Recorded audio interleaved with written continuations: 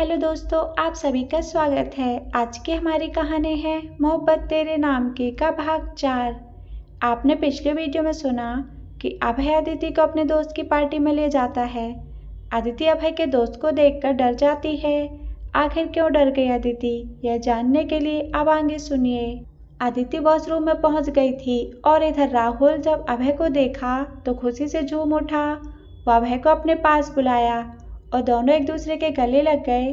राहुल अभय से पूछता है, यार भाभी कहाँ है, वो नहीं आई क्या? यार क्या आज भी तू उस काम्या के साथ ही आया है? तुझे पता है ना कि मुझे काम्या पसंद नहीं है, तू उसे छोड़ क्यों नहीं देता? अभी अभय कुछ बोलता कि तभी वहाँ काम्या आ गई और राहुल को हाय बोली तो राहुल बिना कुछ जवाब दिए अभय से बात करने में बिजी हो गया। काम्या को ये बात बिल्कुल पसंद नहीं आई और वो गुस्से से पीछे की तरफ मुड़ी और वॉशरूम की तरफ चली गई। दरअसल उसने अदिति को जब वॉशरूम जाते देखा तो वो जानबूझकर अभय से बात करने चली आई ताकि उसकी इम्पोर्टेंस उस पार्टी में बढ़ जाए, पर उसे अभय के इग्नोर करने से वो गुस्से में आ गई और अदिति से बदला लेने के लिए वो वॉशरूम की तरफ चल दी। वॉशरूम में अदिति खुद को देख रही थी और खुद से ही बोल रही थी, नहीं नहीं, तुमको उसके सामने नहीं आना है, नहीं उसे तुम्हारे बारे में पता नहीं लगने देना, नहीं तो अच्छा नहीं होगा, नहीं मुझे अभी यहाँ से निकलना होगा, हाँ मुझे कोई बहाना बनाना होगा। वो ये बोलते वक्त बहुत ज़्यादा डरी हुई थी, उसके पैर काँप रहे थे। तभी उसको किसी के कदमों की आवाज़ आई। उसने सामने लगे आईने में देखा और उसको देखते ही उसकी आंखें डर से भर गईं। वो सूरज था, राहुल का सौतेला भाई।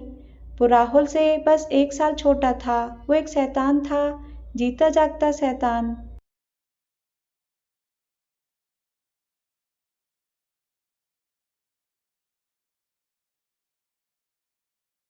उसने ना जाने कितने ही लोगों के मर्डर किए होंगे। ये सब तो उसके बाएं हाथ का खेल था। अदिति उसको देखकर डरते हुए पीछे मुड़ी। वो डरते हुए बोली, तुम यहाँ कैसे? मेरे पास मत आना वरना। अदिति को ऐसे देखकर सूरज जोर जोर से हंसने लगा और उसके तरफ धीरे धीरे बढ़ते हुए बोला, वरना वरना क्या क्या कर लोगी तुम? तुम्हें कब से ढूंढ रहा था, अब जाके हाथ लगी है, ऐसे कैसे जाने दूं तुम्हें? ये बोलते हुए अदिति के एकदम पास पहुंच गया। अदिति उससे दूर जाने के लिए भागी, लेकिन उसने उसको कमर से पकड़ लिया और दीवार से चिपका दिया। अदिति रोने लगी। वो रोते हुए बोली, जाने दो प्लीज, जाने दो, छोड़ दो मुझे। ये कहते वक्त वो उसके बाहों से निकलने की कोशिश कर रही थी, लेकिन निकल नहीं पा रही थी। सूरज उसके गले के पास आकर सांसों को तेज भरते हुए बोला, उफ, तुम्हारी ये खुशबू आज भी मुझे मदहोश कर देती है। उसने अपनी पकड़ अदिति के कमर पर और तेज कर दी। उसमें जरा भी दया भावना नहीं थी। वो एक घटिया मुस्कान देते हुए बोला, वैसे तुमने छुपने की जगह बहुत अच्छी चुनी थी मुझसे। अभय खुराना, हाँ उसके बारे में तो कोई सोच भी नहीं सकता था, पर तुम तब तक ही वहाँ थी जब तक मुझे तुम्हारा पता नहीं था। अदिति उसको डर के साथ गुस्से से देखते बोली, छोड़ो मुझे, अगर अभय को पता चल गया तो वो तुम्हें छोड़ेगा नहीं। सूरज उसकी तरफ हंसते हुए बोला, क्या क्या बताओगी उसे? क्या उन 2 दिनों के बारे में उसे बताओगी जो तुमने मेरे कमरे में मेरे बिस्तर पर मेरे साथ बिताए थे? ये बताओगी? चलो माना तुमने बता दिया, लेकिन क्या तुम्हारे ये बताने के बाद वो तुम्हारा यकीन करेगा? अदिति ये सुनकर सहम गई। उसने मन ही मन सोचा, हाँ अभय मेरा यकीन क्यों करेगा, मैं क्या हूँ उसकी? बस 4 साल के लिए उसकी बीवी, वो मेरा यकीन क्यों करेगा? ये सोचने के बाद उसकी आंखों से दर्द भरे आंसू निकल आए। सूरज उसको इस तरह से तकलीफ में देखकर बहुत खुश था। उसने अदिति के मुंह को अपने एक हाथ से पकड़ लिया और उसकी आंखों में देखते बोला, तुम अब तो पहले से भी ज्यादा खूबसूरत लग रही हो। अब मुझसे तुम्हारे साथ फिर से वही सब करने का इंतजार नहीं हो रहा है।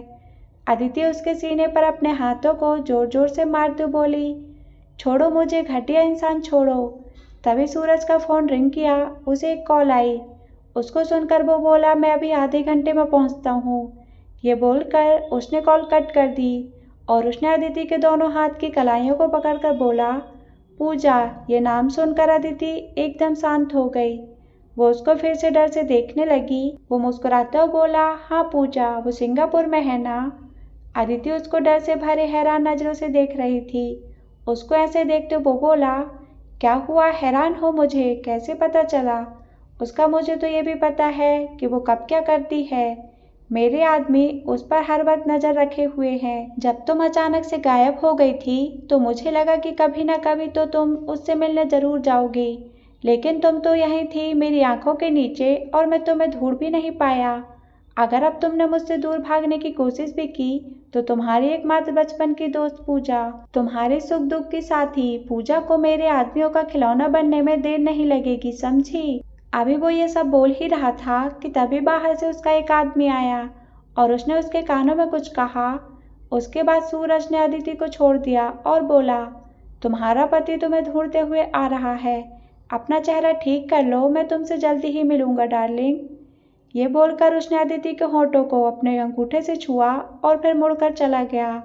उसके जाने के बाद अदिति वहीं फर्श पर बैठ गई और रोने लगी। काम्या ने छुपकर ये सब देख लिया था। उसे कुछ सुनाई तो नहीं दिया, लेकिन वो एक नफरत भरी मुस्कान के साथ बोली, मुझे नहीं लगा था कि ये मौका इतने जल्दी मुझे मिल जाएगा। अब तुम देखना अदिति, तुमको मैं कैसे बर्बाद करती हूँ। ये बोलते हुए वो वहां से चली गई। इधर अभय ने जब काफी देर तक अदिति को नहीं देखा तो उसको उसकी चिंता होने लगी।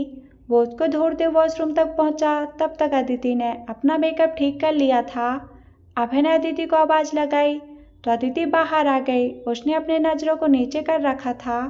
अभय उसको देखकर बोला, तुम ठीक तो हो ना?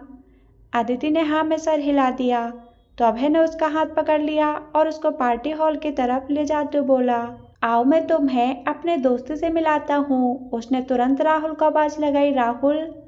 ये सुनकर अदिति फिर से जम गई। उसको अपने किस्मत पे हंसी आ रही थी। वो जिसको चाहती थी सब तो उसको छोड़कर जा चुके थे, फिर क्यों उसको दोबारा उससे सामना करना पड़ रहा था। पर अब उसके पास कोई रास्ता भी तो नहीं था। आज नहीं तो कल उसे उसका सामना करना ही पड़ता। तो आज क्यों नहीं? राहुल ने जैसे ही अपना नाम सुना वो पीछे मुड़ा। उसने एक बड़ी स्माइल देते हुए अभय की तरफ देखा। फिर उसने उसके साथ खड़ी लड़की को देखा, जिसको देखकर उसने अपने बढ़ते कदमों को रोक लिया। उसकी मुस्कुराहट खत्म हो गई थी। उसे ऐसा लगा जैसे किसी ने उसके पैरों के नीचे से जमीन ही खींच ली हो। उसकी आंखों में प्यार, नफरत और दर्द तीनों ही भावना दिख रही थी। उसकी आंखें भर आई। तभी अभय उसके पास आया और बोला, इनसे मिलो, माई वाइफ अदिति। अदिति ने राहुल की तरफ देखते हुए एक हल्की सी मुस्कान के साथ कहा, हेलो। उसकी वो मुस्कान राहुल के लिए ऐसी थी जैसे मानो किसी ने उसके दिल में खंजर उतार दिया हो। उसने खुद को संभाला और एक नकली मुस्कान के साथ बोला, हेलो भाभी, मैं राहुल, अभय के बचपन का दोस्त। अभय ने तो आपको मेरे बारे में बताया ही होगा। ऐसा बोलते उसने अपना एक हाथ मिलाने के लिए आगे बढ़ाया। अदिति ने ना चाहते हुए भी हाथ मिला लिया। राहुल ने उसके हाथों को कस के दबा दिया। अदिति को बहुत तेज दर्द हो रहा था, लेकिन वो उस दर्द के आगे कुछ भी नहीं था जो उसने राहुल को दिया था। वो उस दर्द को बर्दाश्त करते हुए मुस्कुरा रही थी और वो दोनों एक दूसरे की आंखों में देखे जा रहे थे और अभय ये सब बहुत ही चुपचाप से देख रहा था। तभी अभय ने मजाक करते बोला, अरे बस भी कर, अब छोड़ भी दे अपनी भाभी का हाथ। तो राहुल ने अदिति का हाथ छोड़ दिया। फिर हंसते हुए अभय को देखा और बोला, यार तूने बताया ही नहीं कि भाभी इतनी सुंदर है। अभय ने अदिति की तरफ देखा जो झूठी हंसी लिए मुस्कुरा रही थी, पर फिर भी वो बहुत खूबसूरत लग रही थी।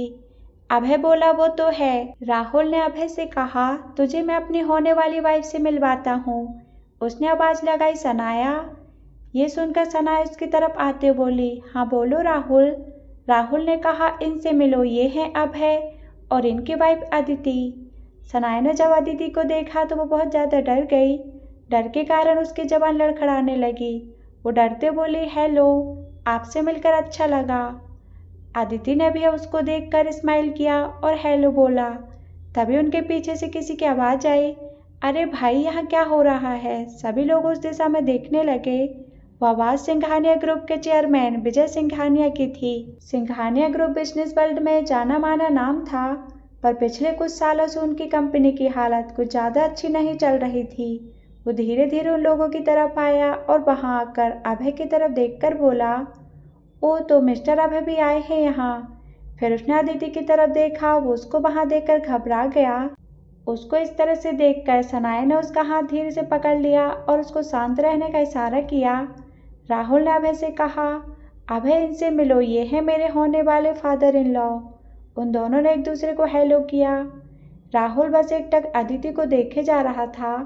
उसके मन में कई सवाल थे और अभय उसको ऐसा करते हुए बस देखे जा रहा था। उसके दिल में एक अजीब सा डर घर कर रहा था। तभी राहुल ने सनाया को अपनी तरफ खींचा और उसके कमर पर हाथ रखते हुए बोला, चलो डियर, पार्टी शुरू करते हैं। ऐसा बोलकर वो लोग वहां से चले गए। जाते वक्त भी राहुल अदिति को देखते जा रहा था। अदिति को बहुत ज़्यादा तकलीफ हो रही थी। उसे राहुल का उसकी तरफ से बर्ताव बर्दाश्त नहीं हो रहा था। वो चाहती थी कि जाए और जाके उसे सब कुछ बता दे। उसे बता दे कि उसकी प्यारी अदिति को बर्बाद करने के पीछे ये इंसान के खाल में छिपे भेड़िए हैं। वो देख रही थी उन सबको वहाँ। वो उनमें से एक एक को पहचान रही थी। वो सभी उसकी बर्बादी का कारण था, लेकिन वो कुछ नहीं कर सकती थी सिवाय उनको यूं अपने सामने देखकर मुस्कुराने के। वो सभी एक हॉल की तरफ बढ़ गए। वहाँ पर सबके लिए बैठने के लिए इंतजाम किया गया था। रिंग सेरेमनी शुरू हुई और सभी तालियां बजा रहे थे। अदिति भी फीकी मुस्कान लिए बस तालियां बजाई जा रही थी। पूरे वक्त वो यही सोचती रही कि ऐसा क्या हो गया मेरे साथ। अगर सब कुछ ठीक होता तो आज उसकी जगह मैं वहाँ होती। अभय कभी अदिति को देखता तो कभी राहुल को। उसके दिल में एक बेचैनी सी हो रही थी। सेरेमनी के बाद राहुल ने माइक लेते हुए सभी से कहा, लेडीज एंड जेंटलमैन, आप सभी का यहाँ आने का बहुत बहुत शुक्रिया। आज का दिन मेरे लिए बहुत खास है क्योंकि आज मैं अपनी लाइफ के बहुत इम्पोर्टेंट लोगों से मिला। आज मैं बहुत समय बाद अपने बचपन के दोस्त अभय से मिला और सबसे खास उनकी वाइफ अदिति भाभी से मिला। अभय वाइन का गिलास हाथ में लिए राहुल को देख रहा था। फिर उसने अपनी नज़र अदिति पर टिका दी, जो कुछ घबराई हुई थी और बस सर झुकाकर नीचे की तरफ देखे जा रही थी। फिर राहुल ने बोला, तो आज मैं अपने भाभी जी से रिक्वेस्ट करूँगा कि वो स्टेज पर आएँ और हम सबके लिए गाने गाएं। और हाँ, कोई बहाना नहीं चलेगा। तो प्लीज़ हमारे लिए बस एक गाना। तो जोरदार तालियां हो जाए मिस अदिति खुराना के लिए। सभी लोग तालियां बजाने लगे। अभय को राहुल पर बहुत गुस्सा आया कि बिना पूछे उसने सबके सामने गाने को क्यों बोला। पता नहीं अदिति को गाना आता भी है या नहीं। उसने अदिति की तरफ थोड़ा चिंता के भाव से देखा, लेकिन इस समय भी उसने वाइन की गिलास अपने हाथों में पकड़ रखा था। सोफे पर महाराजाओं की तरह शान से बैठा था। उसने वाइन की सिप लेते हुए अदिति को देखा, जो अपने जगह से खड़ी हो गई थी। पहले तो अदिति ने सोचा कि वो मना कर दे, लेकिन उसे याद आया कि अगर वो नहीं जाती तो अभय की बेइज्जती हो जाएगी। इसलिए वो उठकर गई और स्टेज की तरफ चल दी। उसको यूं जाता देख अभय का दिल तेजी से धड़कने लगा। उधर सनाया भी गुस्से से लाल हो जाती है। वो अदिति को ऐसे देखती है जैसे वो उसको कच्चा ही खा जाएगी, लेकिन वो कुछ भी नहीं कर सकती थी सिवाय मुस्कुराने के। उसने जब अदिति को देखा था वो तभी समझ गई थी कि ये सब अब आसान नहीं होने वाला है। स्टेज पर पहुंचने के बाद अदिति पियानो बजाने को बैठी। अभय अपना सर नीचे किए हुए अपने ग्लास के वाइन को देख रहा था। तभी अदिति ने पियानो बजाना शुरू कर दिया। अभय को जब पियानो की आवाज़ सुनाई दी तो उसने अपना सर उठाया और हैरानी से अदिति को देखने लगा। ऐसा इसलिए था क्योंकि उसने सोचा कि अदिति एक अनाथ थी, तो उसने बहुत ही मुश्किल से अपनी पढ़ाई कंप्लीट की होगी। तो उसने पियानो बजाना कैसे सीखा, उसके तो बहुत पैसे खर्च होते हैं। ये सब बातें अभय के दिमाग में चल ही रही थी कि फिर उसने अपना दिमाग इन सब बातों से हटा दिया और अदिति की तरफ प्यार से देखने लगा। उसे अदिति पियानो के सामने बैठी बहुत ही सुंदर लग रही थी। राहुल भी उसे बहुत ध्यान से देख रहा था। वो ये जानता था कि अदिति को अपने दिल की बातें गानों में बोलना अच्छा लगता था। वो बस उसके दिल की बातों को समझना चाहता था। उसके होंठों पे जो मुस्कुराहट थी वो कहीं गायब सी हो गई और वो शांति से अपनी जगह बैठ गया और बस अदिति को देखने लगा। अदिति ने अपनी आंखें बंद कर ली और गाना शुरू किया। अभय जब अदिति की आवाज़ सुनता है तो उसकी आंखें खोली की खोली रह जाती हैं। उसे वो आवाज़ इतनी ज़्यादा प्यारी लगती है जैसे इससे प्यारी आवाज़ उसने पहले कभी सुनी ही ना हो। लेकिन जब वो शब्दों पर ध्यान देता है तो उसे लगता है मानो किसी ने उसके सीने पर पत्थर रख दिया हो। उस आवाज में उसे बहुत दर्द का एहसास होता है।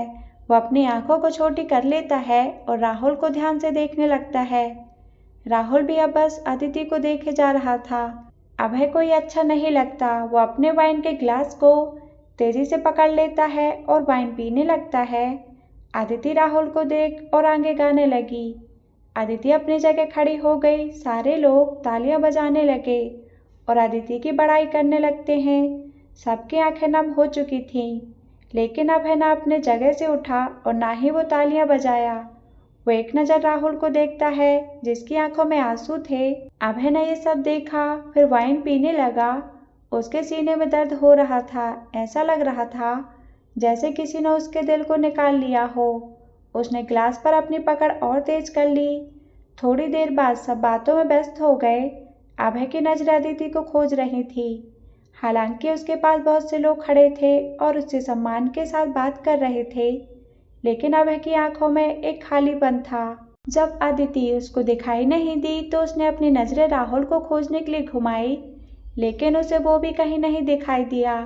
उसकी आंखें और गहरी हो गई। उसने इधर उधर देखा, फिर मन ही मन सोचा, अदिति तुम कौन हो? आखिर क्या राज है तुम्हारा? जब दोनों ही अभय को पार्टी में नजर नहीं आए तो अभय उनको खोजता हुआ बाहर की तरफ चला गया। उसने अपने एक हाथ में वाइन के गिलास पकड़ी हुई थी। ऐसा लग रहा था जैसे मानो अगर आज उसे उस उदासी में डूबने से कोई बचा सकता है तो वो बस वाइन है। उसने ब्लैक कलर का सूट पहन रखा था। उसके जिस हाथ में वाइन थी उसमें उसने अपनी सिल्वर वॉच पहन रखी थी और अपना एक हाथ अपने पैंट के जेब में डाल रखा था। उसने अपने चेहरे पर अपने अंदर चल रहे तूफान को नजर नहीं आने दिया। उसे देखकर लग रहा था जैसे कोई घमंडी राजा अपने महल में चला जा रहा हो। उसने अपने कदमों को चलते रोक लिया और अपने आप को एक पोल के सहारे खड़ा कर लिया। वो जहाँ खड़ा था वहाँ अंधेरा था जिससे कोई उसको देख नहीं सकता, पर वो सामने खड़े उन दोनों को देख सकता था। उसे पता था कि आज उसका दिल टूटने वाला है। फिर वो खुद को उनकी बातों को सुनने से रोक नहीं पाया। वो शांत भाव से उन्हें बस देखे जा रहा था। राहुल ने अदिति के एक हाथ को पकड़ लिया और उसकी आंखों में देख रहा था और उसने बोला, मुझे यकीन नहीं होता, पहले मैं, फिर मेरा भाई और अब मेरा दोस्त। मैं तो ये सोच भी नहीं सकता था कि तुम इतना गिर जाओगी, पैसों के लिए कुछ भी करोगी। मुझे तो पता ही नहीं था। ये बोलते समय उसने अदिति की कलाई को बहुत कस के पकड़ रखा था। अदिति को बहुत दर्द हो रहा था, पर उससे ज्यादा दर्द तो उसे उसकी कही बातों से हो रहा था। उसका एक एक शब्द ऐसे लग रहे थे मानो कोई हजारों सुइयां उसके जिस्म में चुभ हो रहे हों। उसने अपना हाथ छुड़ाते हुए कहा, छोड़ो, छोड़ो मुझे राहुल, कोई देख लेगा, छोड़ो मुझे, मैं अब किसी की बीवी हूँ, छोड़ो मुझे। राहुल हंसा और हंसते उसने अदिति को देखा और उसके हाथों को उसकी पीठ के पीछे ले जाकर पकड़ लिया और उसको अपने करीब कर लिया और बोला, बीबी? कैसी बीबी? किससे झूठ बोल रही हो तुम? तुम्हें क्या लगता है कि मुझे पता नहीं है कि वो तुमको छूता भी नहीं है? वो तो तुम्हारे ही सामने किसी और के साथ वो सब करता है। वो तो तुम्हें उस काबिल भी नहीं समझता और खुद को उसकी बीवी कहती हो। अरे मैं तो तुम्हें मुझे धोखा देने के लिए माफ भी कर देता, लेकिन मुझे नहीं पता था कि तुम इतनी लालची होगी कि अपने आप को बेच दोगी। ये सुनकर अदिति ने अपनी आंखें बंद कर ली और उसकी आंखों से बेतहाशा आंसू निकल पड़े। अभय ये सब सुन रहा था। उसने वाइन के गिलास को इतनी तेज पकड़ा कि वो उसके हाथों में ही टूट गई और उसके हाथों से खून निकलने लगा और उसने अपने आप में ही बोला, नहीं, तुम वो लड़की नहीं हो सकती। नहीं, उसका दिल भी उस गिलास की तरह टूट चुका था। उसकी आंखों में अदिति के लिए गुस्सा उतर आया। राहुल ने जब अदिति को आंखों से आंसू निकलते देखा तो उसको बहुत तकलीफ हुई। उसको अदिति उस वक्त बहुत ही ज्यादा सुंदर लग रही थी। ऐसे लग रही थी मानो वो कोई निर्दोष हो। राहुल बहक गया। उसने अदिति को पीछे के दीवार से लगा दिया और उसके होंठों पर किस करने के लिए उसकी तरफ झुकने लगा। अदिति ने जब उसको ये करते देखा तो उसने राहुल को धक्का देना शुरू कर दिया और बोली, राहुल तुम ये क्या कर रहे हो? मैं अब किसी और की बीवी हूँ, छोड़ो मुझे, ये गलत है, छोड़ो, ऐसा मत करो। राहुल उसको और कस के पकड़ लेता है और बोलता है, क्या गलत? जब तुमने मेरे साथ होते हुए भी मेरे भाई के साथ वो सब किया तो तुम्हें गलत नहीं लगा? तो फिर आज मेरे साथ वो सब करने में गलत कैसा है? अभय तो तुम्हें कभी छुएगा भी नहीं, तो फिर क्यों? अदिति ने जब ये सुना तो उसका दिल पूरी तरह से टूट गया। उसने राहुल को जोरों से धक्का दिया और उसके गालों पर एक चांटा कस के लगा दिया और बोली, कितनी घटिया सोच है तुम्हारी। मुझे हैरानी हो रही है कि मैंने तुमसे प्यार कैसे किया। तुम भी बाकियों के जैसे नीच हो। और हाँ, अभय मेरे पति हैं, वो आज नहीं तो कल मेरे पास ही आएंगे। अगर मुझे उनका 10 साल तो क्या पूरी जिंदगी अगर इंतजार करना पड़ा तो मैं करूँगी, लेकिन अब ये मेरा शरीर मेरी आत्मा सब अभय की है। ये बोलकर अदिति पीछे मुड़ी और रोते हुए बाहर की तरफ चली गई। वो भागकर कार में पहुंच गई और उसमें बैठकर रोने लगी। राहुल वहीं खड़ा उसको जाते हुए देख रहा था। फिर उसने अपना हाथ कस के सामने की दीवार पर दे मारा और चिल्लाता हुआ वहीं फर्श पर बैठ गया। उसने अपने सिर को अपने दोनों पैरों के बीच कर लिया और रोते बोलने लगा, क्यों क्यों किया तुमने ऐसा मेरे साथ? मैंने तो तुम्हें अपना सब कुछ माना था, तो फिर क्यों किया? क्यों चली गई तुम मुझे बिना बताए? मैं तुम्हें माफ़ कर देता जो भी तुमने मेरे साथ किया, लेकिन तुम मुझे छोड़ के क्यों चली गई? और फिर वो रोने लगा। अभय उसको देख रहा था। उसने सब कुछ देखा और सब कुछ सुना था। जब अदिति ने उसे अपना पति कहा, उसे सिर्फ उसका कहा, उसका पूरी जिंदगी इंतजार करने को कहा, तो उसकी टूटी हुई उम्मीदें वापस लौट आई। उसने सब कुछ अब अदिति के मुंह से सुनने का फैसला किया और वो भी गया और जाकर शांति से कार में बैठ गया। जब अदिति ने उसको देखा तो वो बोली, सॉरी, मैं बिना बताए चली आई, मुझे अंदर कुछ अच्छा नहीं लग रहा था। तो अभय ने कुछ नहीं बोला, उसने सिर्फ हाँ में बोला और फिर शांति से अपनी आंखें बंद करके आराम करने लगा। अदिति भी अपने आंसुओं को छिपाते हुए विंडो से बाहर देखने लगी। अदिति को क्या पता था कि आज काली रात उसके लिए खत्म नहीं हुई थी, इसे तो अभी और गहरा और काला होना था। शायद ये अदिति के लिए सबसे लंबी रात होने वाली थी। ये रात उन दोनों की जिंदगी बदलने वाली थी। दोनों अपने घर पहुंचे। अभय उतरकर सीधा घर में चला गया। अदिति भी उतरकर घर चली गई। अभय लिविंग रूम के सोफे पर बैठ गया और अपने कोट को उतारकर साइड में रख दिया और अपनी टाई को ढीला करने लगा। उसके चेहरे पर कोई भी भावना नहीं थी। अदिति बोली, मैं अपने कमरे में जा रही हूँ, गुड नाइट। अभय उसको बिना देखे बोलता है, एक गिलास पानी। अभी लाती हूँ और वो एक गिलास पानी लाकर अभय को देती है। मारिया अपने कमरे में जा चुकी थी। जब अदिति पानी अभय को देती है तो उसकी नज़र अभय के हाथ की तरफ जाती है, तो वो खून देखकर घबराते बोली, खून? आपके हाथों से तो खून बह रहा है। वो अभय का हाथ पकड़ ली। अभय उसको यूं करते बस देख रहा था। अदिति पूछी, आपको चोट कैसे लगी? वो उसकी चोट पर पट्टी लगाती है। अभय बस उसको देख रहा था। उस वक्त अदिति उसको बहुत प्यारी लग रही थी।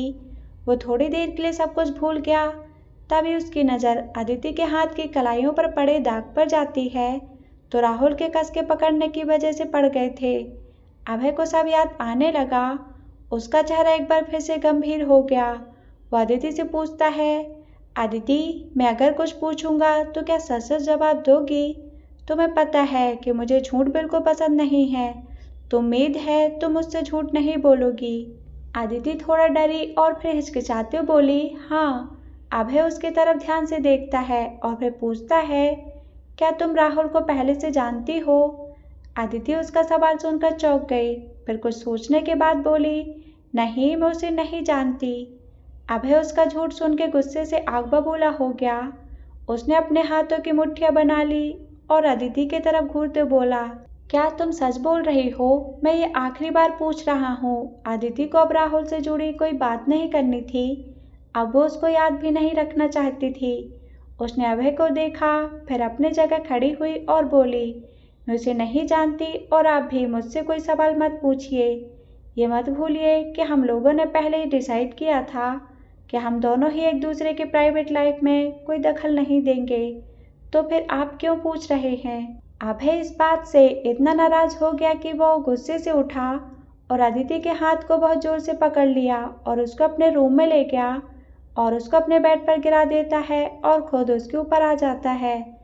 उसके गले पर अपने हाथों को रखता है और उससे कहता है कि तुम्हारी हिम्मत कैसी हुई मुझसे झूठ बोलने की? तुमने उस आदमी को चोट पहुंचाया जिसे मैं अपनी ज़िंदगी में सबसे ज़्यादा मानता हूँ। तुमने तो उसको मरने के लिए छोड़ दिया था। तुम्हारी वजह से उसने खुदकुशी करने की कोशिश की। हमेशा खुश रहने वाले इंसान को मैंने दुख के साए में जाते देखा है, और उन सब की वजह तुम थी। ये सब बोलते समय अभय की आंखों में आंसू थे, क्योंकि इस समय जो लड़की उसके सामने थी वो वह लड़की थी जिससे वो सबसे ज़्यादा प्यार करता था और सबसे ज़्यादा नफरत भी। पर आज उसके प्यार पर उसका गुस्सा भारी पड़ गया। जब अदिति ने ये सुना कि राहुल ने खुद को मारने की कोशिश की, तब वह अंदर तक टूट गई।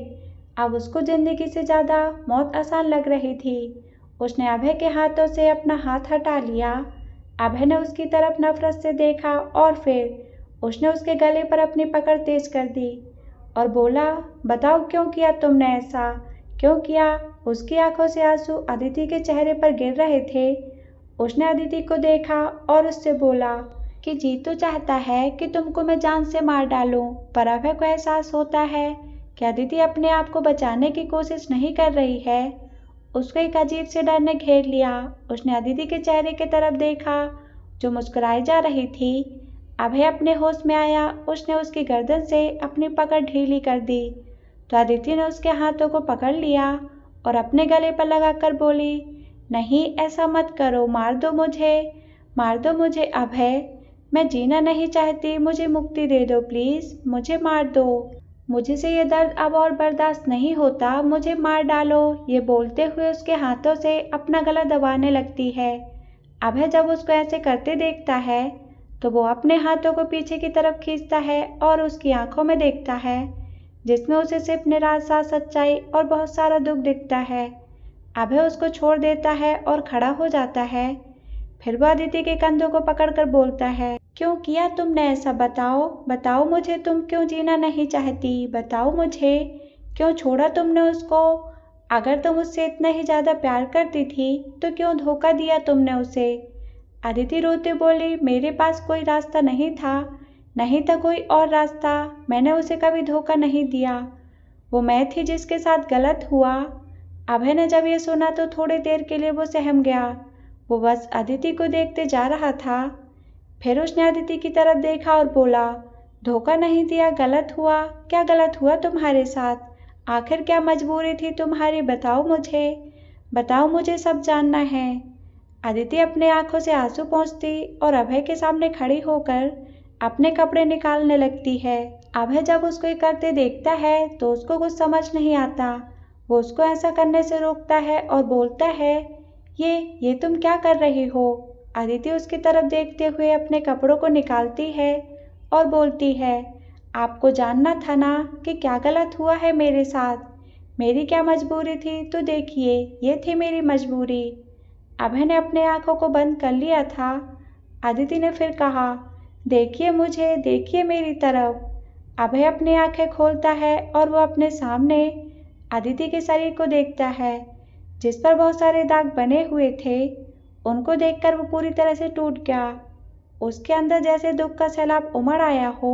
उसने तुरंत सामने रखे चादर को उठाया और उससे अदिति को ढक दिया। उसने उसको गले से लगा लिया और कुछ देर तक वैसे ही लगा रहा जैसे वो खुद को समेटने की कोशिश कर रहा हो। अदिति बस बोले जा रही थी, मैंने उसे धोखा नहीं दिया, और फिर वो भी धीरे धीरे शांत हो गई। अदिति को अभय की बाहों में बहुत सुकून मिल रहा था। वो अपने आप को पता नहीं क्यों पर उसकी बाहों में बहुत महफूज महसूस कर रही थी। कुछ देर बाद अभय ने उसको अपने गले से लगाए हुए बोला, किसने किया है ये? उसकी आवाज़ लड़खड़ा रही थी। वो अपने आप को रोने से रोक रहा था शायद। बताओ मुझे। उसकी आंखों में खून उतर आया था। बताओ मुझे, सब कुछ जानना है, सब कुछ। अदिति उसको सुन रही थी। उसने मन ही मन कहा, क्या अभय रो रहे हैं? उसने अदिति की तरफ देखा और उसके आंखों में देखते हुए बोला, बताओ मुझे, किसने किया है ये? मैं वादा करता हूँ उसको मैं मौत से भी ज़्यादा बुरी सजा दूंगा। उन्हें बर्बाद करके रख दूंगा, चाहे वो कोई भी हो। उसको मुझसे अब कोई नहीं बचा पाएगा। अदिति हैरान नजरों से अभय को देखती है और उसकी आंखों में आंसू भर आते हैं। शायद ये पहली बार था जब उसे किसी ने उसको अकेलेपन का एहसास कराया था, इतना महफूज महसूस कराया हो, किसी ने उसके लिए बदला लेने की बात कही हो। अदिति ने हाँ में अपना सर हिला दिया और बोली, मैं सब कुछ बताऊंगी।